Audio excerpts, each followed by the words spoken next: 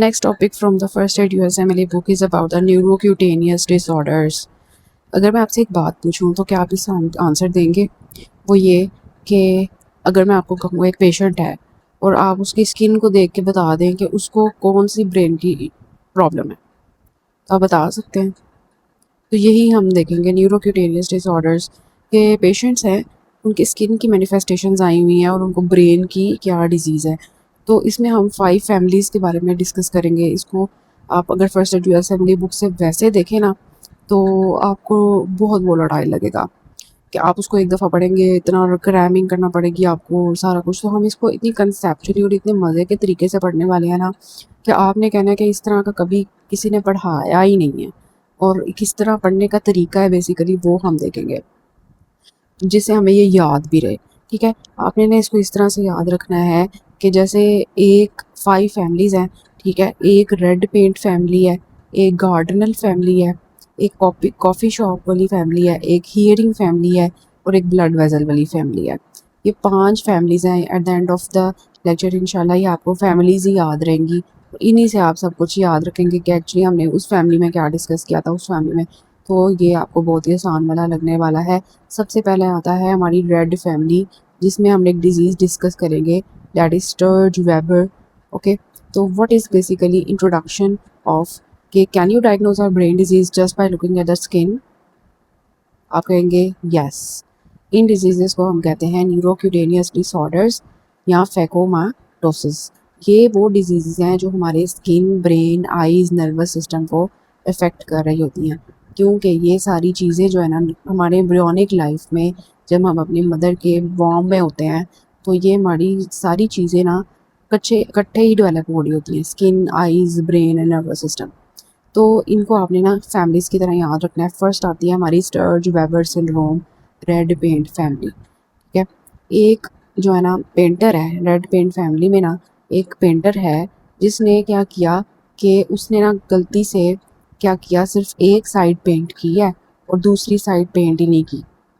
तो बेसिकली क्या होता है कि पोर्ट वाइन स्टेन होता है इस डिज़ीज़ में, जो हमारी ट्राइजेमिनल नर्व की ऑफ्थेल्मिक डिवीजन होती है, समटाइम्स जो उसकी मैक्सिलरी डिवीजन होती है वहाँ पर।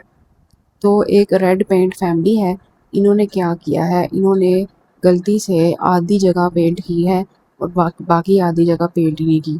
तो इस डिज़ीज़ में क्या हो रहा है, इसमें एक बच्चा है जिसको क्या हो रहा है, उसकी जो ट्राइजेमिनल की ऑफ्थेल्मिक डिवीजन है और मैक्सिलरी डिवीजन है, उसमें क्या हो रहा है, पोर्ट वाइन स्टेन आता है। तो आप इस डिज़ीज़ को स्किन को देखकर बच्चे की बता सकते हैं कि इसको स्टर्ज वेबर सिंड्रोम है। तो इसमें ब्रेन का क्या प्रॉब्लम आता है? ब्रेन का जो इन बच्चों को प्रॉब्लम आता है, अगर आप एक ऐसा बच्चा देखें जिसकी रेड यहाँ पे निशान हो इस जगह पर, ठीक है, आप इसको भूल जाएं नीचे वाले को, ठीक है, सिर्फ इतने हिस्से में उसका रेड कलर का निशान हो, तो आपने ये सोचना है कि इसको लेप्टोमेनिंजियल एंजियोमा भी होगा। मतलब उसकी मेनिंजीज में भी एबनॉर्मल ब्लड वेसल्स पड़ी होंगी, जिसकी वजह से क्या होगा, उसको सीजर और एपिलेप्सी के अटैक्स आएंगे, उसको इंटेलेक्चुअल डिसेबिलिटी होगी, और अगर वो आई के भी वेसल्स को इन्वॉल्व कर ले तो ग्लोकोमा भी हो सकता है। तो रेड फेस, सीजर्स, ग्लाकोमा और मेनिंजीज में एंजियोमा मतलब वेसल्स। तो इस तरह से आपने इसको याद कर लेना है। नेक्स्ट आती है हमारी गार्डनर फैमिली। गार्डनर फैमिली में क्या है कि एक गार्डनर है, उसने क्या किया, उसने बहुत सी छोटे छोटे पौधे उगा दिए हर जगह पर। वो हमारी बॉडी में पौधे क्या हैं, हमाटोमास। तो ट्यूबरस स्क्लेरोसिस एक डिजीज़ है जिसमें हमारे बहुत से ऑर्गन्स में हमाटोमास बन जाते हैं। ओके, तो बेसिकली आपको क्या होता है, स्किन के ऊपर, इन बच्चों के स्किन के ऊपर आपको ऐश लीव स्पॉट्स मिलते हैं, शेग्रीन पैचेस मिलते हैं और फेशियल एंजियोफाइब्रोमास मिलते हैं। जब आपको ये 3 चीज़ें मिल जाएं स्किन पे, तो आपने सोचना है कि इसको ब्रेन के अंदर क्या होगा, इसको ब्रेन के अंदर कॉर्टिकल ट्यूबर्स भी होंगे, सीजर्स भी होंगे, उसको हार्ट के अंदर रेब्डोमाइमोमा भी हो सकता है, उसको किडनी में एंजियोमायोलाइपोमा भी हो सकता है, और उसको सब एपेंडाइमल जॉइंट सेल एस्ट्रोसाइटोमा भी हो सकता है। सो ट्यूबरस स्क्लेरोसिस की जो जेनेटिक्स होती है बेसिक, उस इसमें क्या होता है, TSC1 होती है जो हमार्टिन को कर रही होती है इनकोड क्रोमोसोम नंबर 9 पे, और TSC2 होती है जो ट्यूबरिन को कर रही होती है क्रोमोसोम नंबर 16 पे। दोनों नॉर्मली क्या कर रही होती हैं, एबनॉर्मल ग्रोथ को प्रिवेंट कर रही होती हैं, सप्रेस कर रही होती हैं। लेकिन अगर ये खराब हो जाए जीन्स तो क्या होता है कि नॉर्मल ग्रोथ जो है वो एबनॉर्मल जो है वो हो जाती है। तो ये हमारा है कि इसमें एक्चुअली ये सारी चीज़ें आपको मिलेंगी। ठीक है, अब इसके MCQs हम एंड पे डिस्कस करेंगे, बहुत ज़्यादा MCQs इसमें से आते हैं। तो गार्डनर प्लांट्स टीज मतलब हमाटोमास एवरीवेयर, ये आपका इसका निमोनिक है।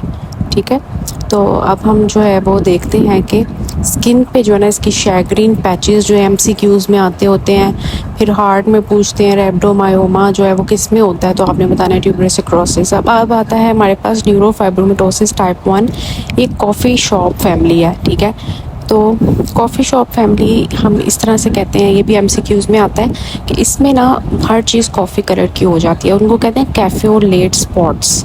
हर जगह हमें छोटे छोटे स्मॉल नर्व ट्यूमर्स मिलते हैं जिनको हम न्यूरोफाइब्रोमास कहते हैं। फिर आई में हमें जो है इसमें लीश नोड्यूल्स मिलते हैं, पिगमेंटेड आइरिस हेमाटोमास मिल रहे होते हैं। तो इसलिए जो है ना हम इनको इसमें कैटेगराइज कर रहे होते हैं। तो न्यूरोफाइब्रोमास हैं हमारे पास इस तरह के छोटे छोटे, और आई में लीश नोड्यूल्स हैं। ठीक है, और अगर हम बात करें ऑप्टिक नर्व की, तो ऑप्टिक नर्व के अंदर ऑप्टिक ग्लायोमा आता है। एड्रीनल ग्लैंड में फियोक्रोमोसाइटोमा आता है। इसमें NF1 जीन इन्वॉल्व होती है क्रोमोसोम नंबर 17 पे। वो नॉर्मली न्यूरोफाइब्रोमिन जो है ट्यूमर सप्रेसर प्रोड्यूस कर रही होती है, लेकिन अगर ट्यूमर सप्रेसर जीन में एबनॉर्मेलिटी आ जाए तो फिर ये रिज़ल्ट करती है इस डिज़ीज़ में जिसको हम कहते हैं न्यूरोफाइब्रोमाटोसिस टाइप 1। तो इसमें हम ये समझ लें कि इसमें ना क्रोमोसोम नंबर 17 है, 17 लेटर्स होते हैं इसमें, तो हम इसको 17 क्रोमोसोम से याद रख सकते हैं। तो ये हो गए हमारे न्यूरोफाइब्रोमाटोसिस टाइप 1। इसमें से भी बहुत MCQs आते हैं, हम इनको डिस्कस करेंगे। तो लीश नोड्यूल्स आपने याद रखना है, ऑप्टिक ग्लायोमा याद रखना है, फियोक्रोमोसाइटोमा। अब आती है हमारी next family, that is hearing family. Hearing family में न्यूरोफाइब्रोमाटोसिस टाइप 2 आती है। इसमें क्या होता है, ट्यूमर्स स्किन पे ग्रो नहीं कर रहे होते, बल्कि हियरिंग नर्व्स जो हमारी होती हैं, जो वेस्टिबुलोकोक्लियर नर्व है, वहाँ पर ये ट्यूमर्स ग्रो करते हैं। तो क्या होता है इसमें कि हमें दोनों साइड्स पे ना, कानों के दोनों साइड्स पे मतलब वेस्टिबुलर नर्व्स का ट्यूमर मिलता है जिनको कहते हैं बायलेटरल वेस्टिबुलर श्वानोमास। पेशेंट जो है ना वो किस तरह से आपके पास आता है ये श्वानोमास का, कि उनमें कुछ सिम्टम्स हैं जैसे हियरिंग लॉस, टिनाइटस और बैलेंस प्रॉब्लम्स। ठीक है, तो बायलेटरल वेस्टिबुलर श्वानोमास इसमें आती हैं। फिर साथ में उनको मेनिंजियोमा, एपेंडाइमोमा, जस्टापोज्ड जुवेनाइल कैटरैक्ट्स हो सकते हैं। इसकी जो जेनेटिक्स आती है ना उसमें NF2 जीन होती है क्रोमोसोम नंबर 22। तो ये 2 है ना, NF2 है, तो 2 कान होते हैं, 2 आँखें होती हैं, और क्रोमोसोम नंबर 22 इसमें आता है। ठीक है, तो इस तरह से आप इसको याद रख सकते हैं। इसमें से कोई ख़ास MCQs जो है ना वो हमें नहीं इतने मिले, लेकिन बायलेटरल वेस्टिबुलर श्वानोमास का वैसे केस आ सकता है, वो हम रिस्पेक्टिव टॉपिक्स में देखेंगे। ठीक है, अब उसके बाद ना हम बात करते हैं नेक्स्ट फैमिली की, that is the blood vessel family. Blood vessel family में ये समझना है वॉन हिप्पल-लैंडाउ डिजीज़ है। इसके भी MCQs आते हैं, लेकिन एक MCQ मैं आपको इसका एंड पे डिस्कस कराती हूँ। इसमें क्या होता है, ये फैमिली ना ब्लड वेसल्स फैमिली है। ये हर जगह जो है ना ब्लड वेसल्स मतलब वेस्कुलर ट्यूमर्स ऑर्गन्स में ग्रो कर रहे होते हैं। जैसे आई में रेटिनल हेमेंजियोब्लास्टोमा है, सेरिबेलम में हेमेंजियोब्लास्टोमा है, स्पाइनल कॉर्ड में हेमेंजियोब्लास्टोमा है, किडनी में रीनल सेल कार्सिनोमा है, एड्रीनल ग्लैंड के अंदर फियोक्रोमोसाइटोमा है। ठीक है, तो इसमें VHL 3 लेटर्स है ना, तो आपने याद रखना है क्रोमोसोम नंबर 3 VHL जीन होती है। इसका भी मैं आपको MCQ एंड पे सॉल्व कराती हूँ। तो दिस इज़ एक्चुअली के वेरी हाई ब्लड वेसल्स, इसको आप इस तरह से याद रख सकते हैं। ये मेमोरी टेबल आप जो है इसको रिवाइज़ करें, फिर आपके जो यहाँ पे आप इजीली इसको रिवाइज़ कर सकते हैं। सर्च वेबर में हर चीज़ रेड है, और जैसे हमने देखा, और ट्यूबुलर स्क्लेरोसिस में हर जगह हेमाटोमास हैं, NF1 में कॉफ़ी स्पॉट्स हैं, न्यूरोफाइब्रोमास हैं, NF2 में हियरिंग प्रॉब्लम्स हैं, हियरिंग नर्व ट्यूमर्स हैं, और BHL जीन जो है ये वेरी हाई ब्लड वेसल्स, इसको आप इस तरह से याद रख सकते हैं। और ये टेबल है आपका जेनेटिक्स का, इसको आप देखें वो हिप्पल में 3 लेटर्स है तो 3 जीन है क्रोमोसोम, और न्यूरोफाइब्रोमाटोसिस में 22 है कि 2 है उसमें, टाइप 1 17 क्रोमोसोम, ट्यूबुलर स्क्लेरोसिस 9 16। फिर उनकी जीन्स भी आपको मिल जाएंगी जो भी हमने डिस्कस की हैं कि नाउ अब इनके MCQs डिस्कस कर लेते हैं। जो न्यूरोक्यूटेनियस डिसऑर्डर्स है आपको आते हैं, पास्ट में आए हुए हैं, हम उनको डिस्कस करते हैं, आपको पता चलेगा कि क्या होता है। ठीक है, फर्स्ट MCQ आप देखें तो स्टर्ज वेबर सिंड्रोम का है। Ocular manifestations of Sturge Weber syndrome is glaucoma. तो ये MCQ आया हुआ है, इसमें आपके पास वो पूछते हैं कि ऑक्यूलर मैनिफेस्टेशन कौन सी है स्टर्ज वेबर सिंड्रोम की, तो वो क्या है कि इन पेशेंट्स को ग्लोकोमा होता है। वो आपको डिफरेंट ऑप्शंस दे सकते हैं ग्लोकोमा के अलावा भी, लेकिन आपने जो है ना ग्लोकोमा को क्लिक करना है। नेक्स्ट जो MCQ आता है वो ट्यूबुलर स्क्लेरोसिस से रिलेटेड है। ट्यूबुलर स्क्लेरोसिस के बहुत ज़्यादा MCQs आए हुए हैं। फर्स्ट MCQ देखें, patient with benign cardiac tumour such as cardiac myxoma और rhabdomyoma, presence of rhabdomyoma is strongly associated with which neurocutaneous syndrome. तो ये आपसे पूछते हैं कि किस में होता है रेब्डोमायोमा और कार्डिक मिक्सोमा, तो हमने देखा था कि ट्यूबुलर स्क्लेरोसिस में होता है, तो ये आपका करेक्ट आंसर है। नेक्स्ट आता है एंजियोमायोलाइपोमा जो होता है ट्यूबुलर स्क्लेरोसिस में, वो किस ऑर्गन का होता है, तो इसका आपका आंसर होता है किडनी। ठीक है, वो डिफरेंट ऑर्गन्स पूछ सकते हैं कि एंजियोमायोलाइपोमा जो है वो लिवर का है, लंग्स का है या किसका है, तो आपने बताना है कि किडनी का है। ठीक है, ये भी पास्ट MCQ है। फिर आता है नेक्स्ट MCQ के tubular sclerosis is seen in vascular fibroma.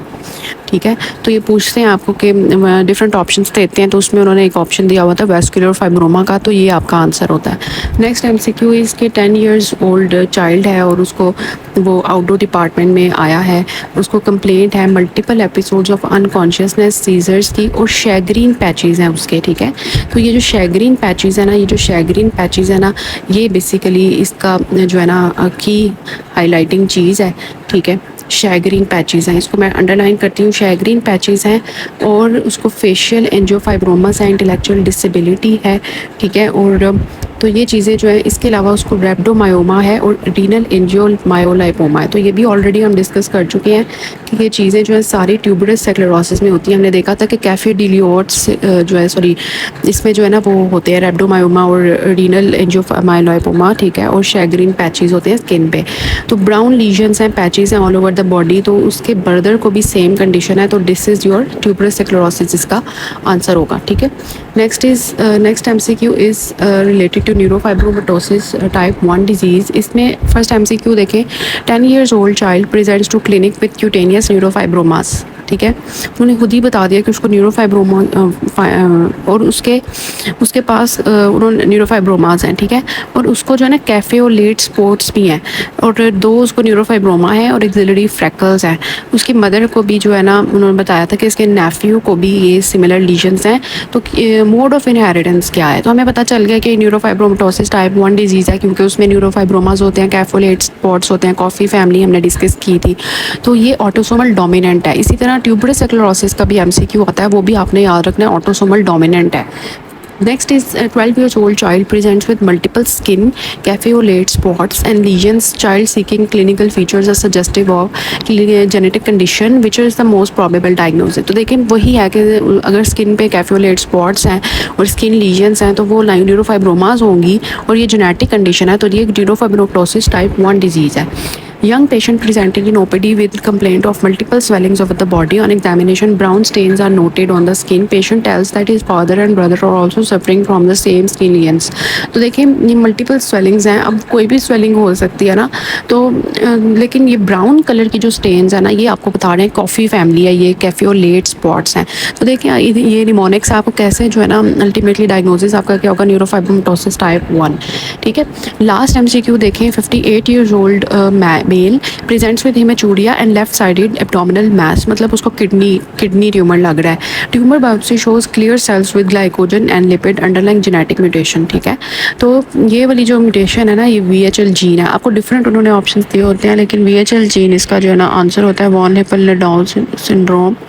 ठीक है, ये इसका आंसर होता है। सो इस तरह के एमसीक्यूज़ आपको आते हैं। एक आपसे सजेशन लेनी है मैंने कि क्या आपको कौन सा तरीका बेटर लगता है कि मैं एमसीक्यू 100 ही सॉल्व कराऊँ जैसे अभी मैंने सॉल्व कराए हैं, या फिर मैं आपको जो है लेक्चर पढ़ा दिया करूँ और एमसीक्यूज़ आपको जैसे मैं चैनल में शेयर करती थी पहले उस तरह कर दिया करूँ। आप मुझे सजेशन दें अपने कमेंट बॉक्स में, ठीक है, मैं उससे जिस तरह वोट्स आपके होंगे उसके मुताबिक भी मैं कर दूँगी कि क्विज़ जो है वो आपको साथ ही लेक्चर के सॉल्व करा दूँ पास्ट एमसीक्यूज़, या आपको क्विज़ अलग से व्हाट्सएप चैनल में भेजूँ जैसे पहले भेजती थी और आप वहाँ पर सॉल्व करते थे लेक्चर लेने के बाद। तो आप ज़रूर कमेंट में बताएँ कि आपकी इसमें क्या राय है। So this is about the topic neurocutaneous disease.